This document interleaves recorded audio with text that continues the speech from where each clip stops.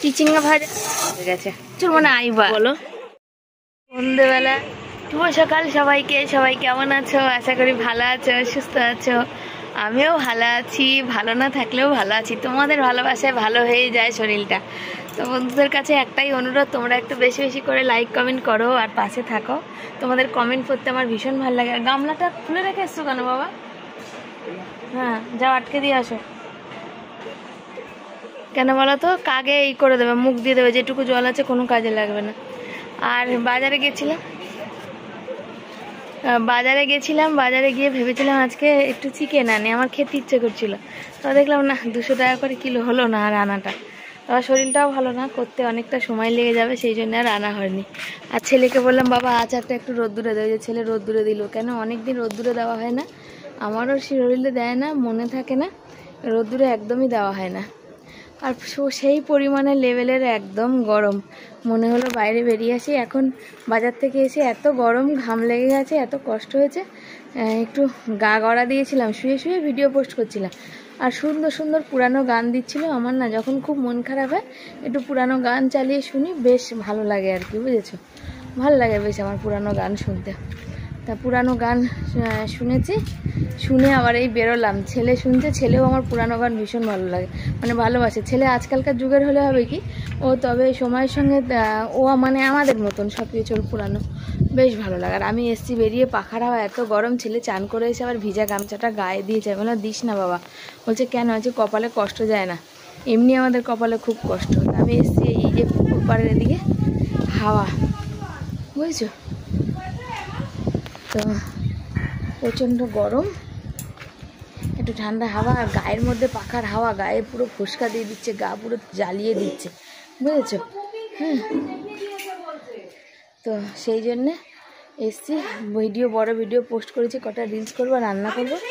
চিচিঙ্গা ভাজা, পটল আলু ভাজা আর ডিমের তরকারি, বুঝেছো?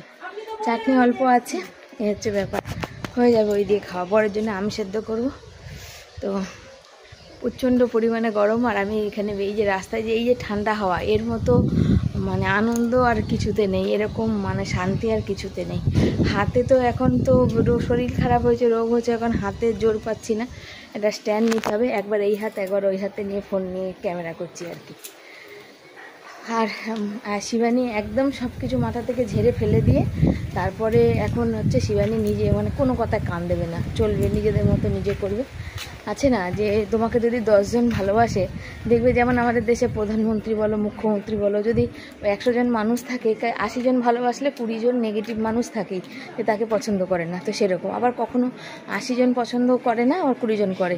তো আমাদের বেশিরভাগই পছন্দ করে, 2-1 জন মানুষ আছে, হ্যাঁ, তারা চুপ করে বসে থাকবে, বসে চুপ করে ভিডিও দেখবে, তারপরে নিয়ে আলোচনা করবে। তো আমার কিছু যায় আসে না যে আমার ছেলে পুরানো গান চালিয়েছে, বুঝেছো? তো চলো, ঘুরতে ঘুরতে চলে এসেছি, বাকি কাজগুলো সারি। আজকাল যেমন গরম পড়ছে তেমন কিন্তু শরীরটা ভালো নেই, সেই জন্য ব্লগিংটাও ঠিকঠাক করে উঠতে পারছি না।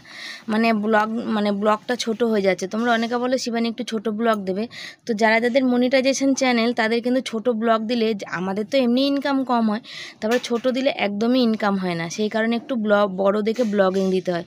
যতগুলো অ্যাড ওরা দিতে পারবে সেখান থেকে কিছু রেভিনিউ ওরা কিছু নেবে। ওরা যদি 60% নেয়, আমাদের 40% দেয়, বুঝেছো তো? তার জন্য একটু বড় লাগে। কিন্তু শরীরটাই তো ভালো না, ক্যামেরা অন করে সামনের দিকে তো ভিডিও করতে পারি না। ছেলের অনেক পড়াশোনার এই মুহূর্তে চাপ, যেন ছেলেকেও বলতে পারি না। আর আমার স্ট্যান্ডও নেই, তোমরা জানো যে স্ট্যান্ডের মধ্যে ফিট করে দিয়ে ভিডিও করব, যার জন্যে না এই ব্লগটা একটু ছোট হয়ে যাচ্ছে, সেখান থেকে কিছু রেভিনিউ আমার আসছেই না। দেখো ভাবছি তোমাদের সাথে একটু কথা বলবো, তো কথা আর বলতে পারছি না। তার কারণ হচ্ছে এখানে আমাদের বাথরুম পরিষ্কার হচ্ছে। বাথরুম পরিষ্কার মানে বুঝেই না, যেমন জোরে আওয়াজ হচ্ছে তেমন বিকট গন্ধ বেরোচ্ছে। আমাদের ঘরে গন্ধে টেকা যাচ্ছে না, আওয়াজে টেকা যাচ্ছে না। তার মধ্যে দিয়ে আমি আজকের, আমার ছেলেও সকালে টিফিন করেনি, আজকে আমিও করিনি। এই গরমের জন্য আমার ছেলের শরীর ভালো লাগছে না, ও একটু ক্লান্ত বোধ করছে। আর ওই রোদ্দুরে পড়তে যাচ্ছে, তো ওই যে এখন হোমওয়ার্ক করছে, ও আবার পড়তে যাবে, বুঝেছো? আর আমিও মানে শরীর তো ভালো না, আমার ভালো লাগছে না, যেহেতু এখন ওষুধ নেই আমার, সেজন্য আর কিছু খেলাম না। আর এই সেই বিকট আওয়াজে মাথা যন্ত্রণা করছে, আর বিচ্ছিরি গন্ধ। দুটো এই যে স্ট্যান্ড, ভাঙা স্ট্যান্ডটা কোথায় রেখেছি দেখো, মানে পুরো লম্বা হয় না, ছোটো মতো, সাইকেলের উপর রেখে কটা রিলস বানালাম। কেন ছেলেকে বলিনি ক্যামেরা ধরতে, কেন ও পড়াশোনা করছে। আমি কখনোই চাই না আমার ছেলে পড়াশোনা নষ্ট করে আমার এই পিছনে আসুক, কেন এতে আমার 4 আনা পয়সা ইনকাম নেই, বুঝেছো, শুধু তোমাদের ভালোবাসা আর তোমরা সব পাশে আছো এই হচ্ছে জন্যে। তো সকালে তোমাদের সাথে একটা কথা শেয়ার করেনি, যখন বাজারে গেছিলাম তো আমি যে দোকানে আমরা ওষুধ নিয়ে আমি প্রেসক্রিপশন ওইগুলো সব নিয়ে গেছিলাম, যে দাদা ওষুধ কি ঠিক দিয়েছে আর আমার এত কিছু রোগ হয়েছে, বললো হ্যাঁ তো মারাত্মক লেভেলের তোমার থাইরয়েড বেড়েছে, এত থাইরয়েড আছে তো তুমি চলাফেরা করো কী করে। আমি বললাম তাই করতে হয়।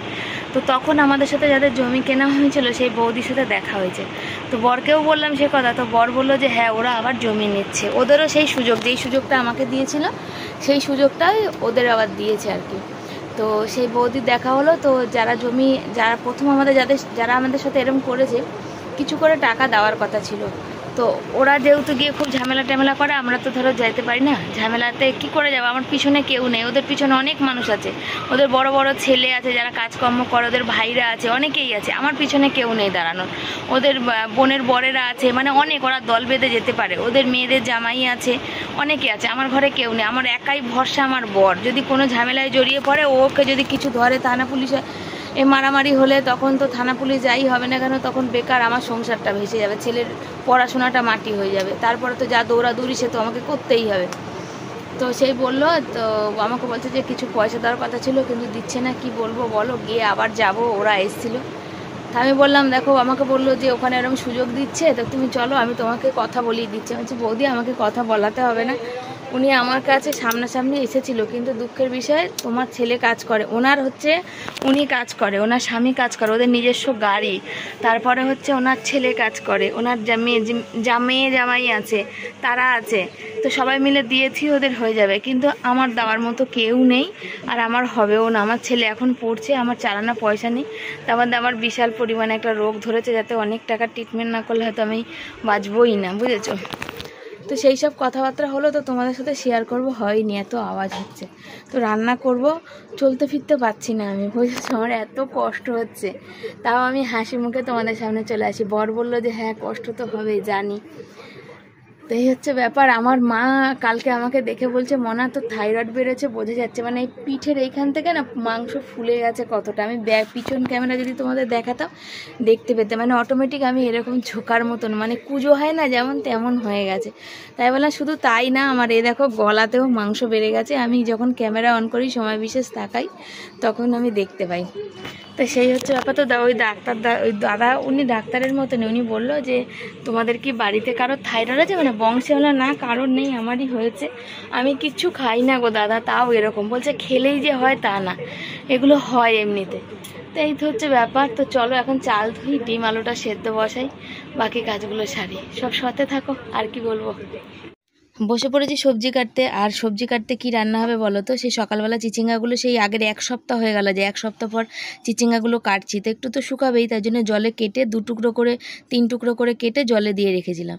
তো চিচিঙ্গা ভাজা খেতে আমাদের বাড়িতে সবাই ভালোবাসে, সর্ষে দিয়ে করলে আরেকটু ভালো, পোস্ত দিয়ে করলে তো খুব ভালো হয়, কিন্তু পোস্ত তো আর হতে পারে না, তাই সর্ষে দিয়ে বা ডিম, চিচিঙ্গার মধ্যে ডিম ফাটিয়ে দিলেও কিন্তু দারুণ হয়। তবে আমার বর ওইটা ভালো খায় না, চিচিঙ্গার মধ্যে ডিম ফাটিয়ে দিলে, শুধু ভাজলে তবুও বা সর্ষে দিয়ে ভাজলেও কিন্তু ভালোবাসে, কিন্তু চিচিঙ্গার একটু মিষ্টি মিষ্টি হতে হবে জানো, চিচিঙ্গার এখন একটু দাম বেশি, এবছর বাজারে খুব একটা চিচিঙ্গা দেখতে পাচ্ছি না, খুব কম, ওই জন্য দামটাও একটু বেশি। তো এই দেখতেই পাচ্ছ ডিম আলুটা সেদ্ধ করেছি, চিচিঙ্গাটা ভাজবো, তার সঙ্গে পটল আলু ওটাও ভাজবো। তো চলো একটা করে কাটি আর একটা করে কড়াইতে চাপা। চিচিঙ্গা ভাজা সর্ষে আর কাঁচা লঙ্কা দিয়ে এই যে ভাজাটা করে নিয়েছে, কমপ্লিট হয়ে গেছে আমার চিচিঙ্গা ভাজা, এবার নামাবো। বেশ মিষ্টি মিষ্টি মতন করেছি, আর চিচিঙ্গার তো নিজস্ব কোনো স্বাদ নেই, মিষ্টি মিষ্টি ভাল লাগে, এর মধ্যে পোস্ত দিলে আরও ভাল লাগে। তার সাথে আমার এই যে ভাতও হয়ে এসছে, এবার ভাতটা নামাবো, বুঝেছো। আর কি কি কাজ বাকি আমার সে দেখো, এই যে ডিম আলু সেদ্ধ করেছি, ছেলের ডিমের অমলেট করব, আমি তো খাবো না। আর এই পটলগুলো, পটল আর আলু কালকের মতো, কালকে তো ঢ্যাঁড়স ছিল, আজকে ঢ্যাঁড়স নেই, পটল আর আলু সব একসাথে কেটে নিয়েছি। এটা আর একবার ধোবো, একবার ধুয়ে নিচ্ছি, জলটা ফেলে আসি, দিয়ে আর একবার ধোবো, ধুয়ে তারপরে একবারে উঠবো আর কি, উঠবো বলতে গেলে জলটা ফেলবো, তার সাথে আছে কিছু কাজ, সে কাজটা তোমাদের দেখাই চলো। এইগুলো তুলে প্যাকেটে ভরে বাইরে ফেলা, আর এই দেখো টমেটো দেখছো, গরমের দিন নষ্ট হতে হতে লেগেছে, কেটে কুটে যা পাবো সেটা নিয়ে নেবো আর কি। ছেলে বললো আমার ডিমের অমলেট করো না, ডিমের ভুজিয়া বানাও, তো দেখা যাক। এই চিচিঙ্গাটা ফেলে দিলাম, এই চিচিঙ্গার এই একটা গুণ খুব খারাপ জানো তো, ভিতরে পোকা হওয়া। চলো চিচিঙ্গা ভাজা নামিয়ে দিয়েছি, এই জায়গাটা পরিষ্কারও করে নিয়েছি। আর বসিয়ে দিয়েছি পটল আলু ভাজা, এই যে হচ্ছে। ভাতও নামিয়ে দিয়েছি, ভাতটাও হয়ে গেছে।